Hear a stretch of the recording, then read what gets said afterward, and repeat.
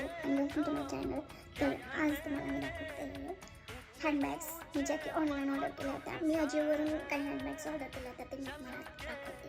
बाकी आलेल्या आहेत, बाकीचे यायचे राहिले आहेत. सो मी विचार केला ज्या आलेल्या आहेत त्यांची मी अगोदर एक व्हिडिओ बनवून दाखवते आहे. मी त्याचे पॅकेट्स ऑलरेडी फोल्ड ठेवले आहेत. So yeah, this is the bag. Look at the size of the bag.